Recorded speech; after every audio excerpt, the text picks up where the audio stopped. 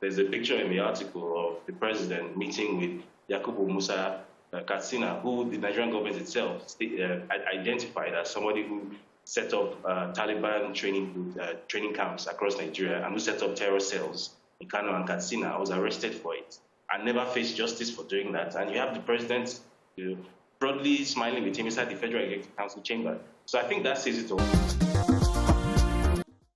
Thanks for staying with us. So a book, #Conflicts for Jihad, written by investigative journalist David Hundeyin, is trending on social media.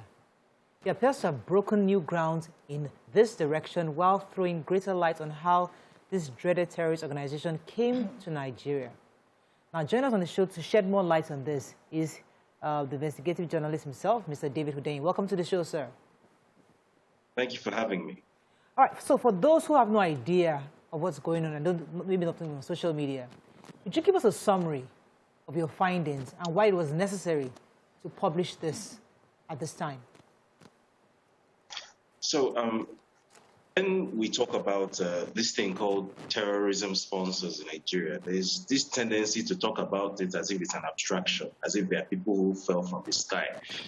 We've been talking about terrorism sponsors for close to a decade, and we've never managed to actually name one. Meanwhile, the terrorists do get supplies. People are sponsoring them. So it gets to the point where at some point you have to sort of just call the bluff and name names, right? That these are the people, and these are not unheard of people. These are powerful people. These are people with access to power, and these are known people. So that was one of the goals of this article. The common story of Boko Haram is that it started with Mohammed Yusuf. Mohammed Yusuf was somehow the originator of Islamic terror in Nigeria, and that when he was shot by police, then his deputy Abubakar Shekau took over, and that's where everything started from, 2009. That is completely untrue. Right? The story of terror in Nigeria is at least 4 or 5 decades old. It didn't start in 2009. So this was what the story, this was the important context that this story wanted to bring out. NASCO has refuted the claims. They have, washed their hands off, saying that they know nothing of all the allegations and they have no hand in supporting terrorism. What do you have to say about that? I found it very funny. Like the hilarious thing that I've seen since this was published is the way people can look at something in black and white and simply just decide to close their eyes and say, la, la, la, la, I'm not listening, right? I didn't come up with allegations or claims. I simply quoted the Nigerian government and quoted the US government, right?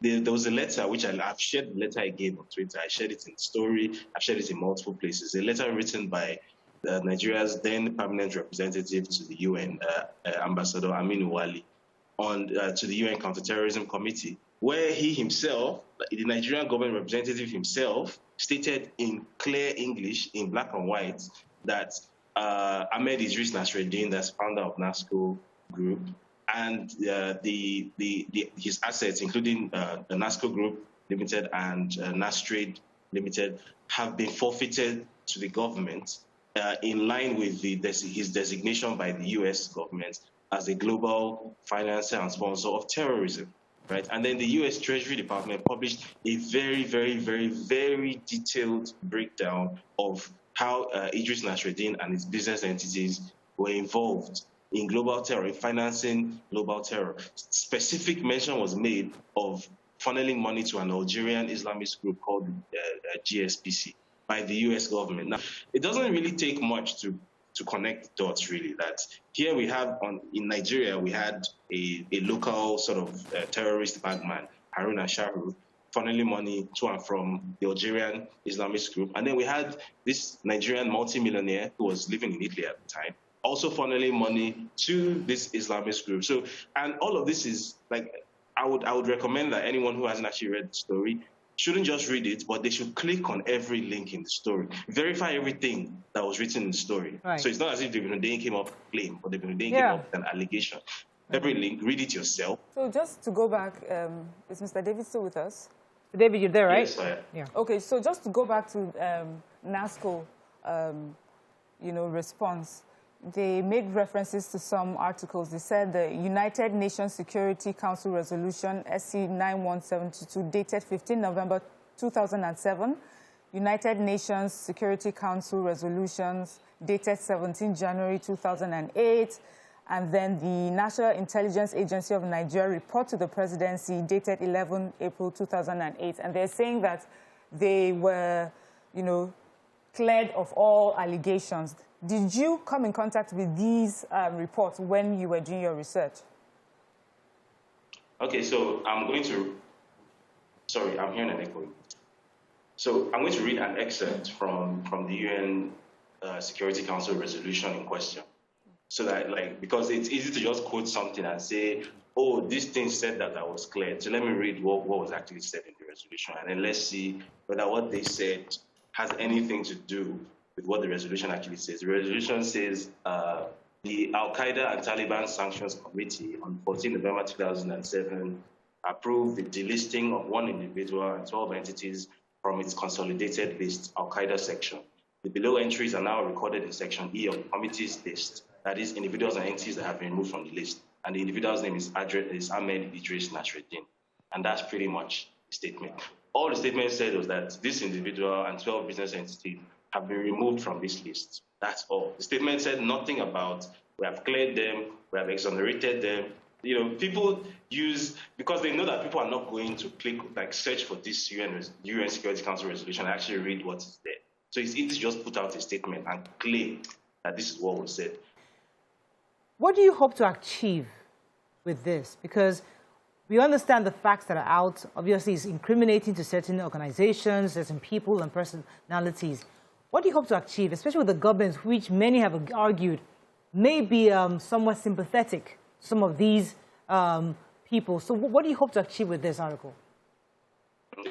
Not somewhat sympathetic. It is absolutely sympathetic. There's a picture in the article of the president meeting with Yakubu Musa Katsina, who the Nigerian government itself identified as somebody who set up Taliban training camps across Nigeria and who set up terror cells in Kano and Katsina. Was arrested for it and never faced justice for doing that. And you have the president broadly smiling with him inside the Federal Executive Council chamber. So I think that says it all. What the purpose of this article, as I said, was twofold. First of all, to properly contextualize the development of terror in Nigeria, to dispel the notion that terror in Nigeria started with a guy called Ahmed Yusuf, because that is not true. And if you start the story from the middle, then you don't know what is going on. You can't fight something without knowing what it is.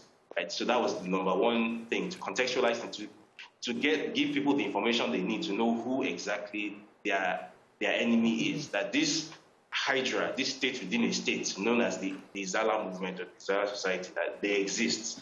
And this is who they are. This is what their activities have led to. That's the number one aim. The secondary goal was to point out that the current administration is flooded with these elements. So you have your Issa Pantamis, the president himself, constantly and proudly associating with people who are known to be terrorists, who the Nigerian government itself has identified in the past as terrorists and as terrorism financiers. So essentially that this, when we talk about terrorism financing or people being sympathetic to Boko Haram, people should understand how high up this thing goes, as this thing goes all the way to the top. Okay.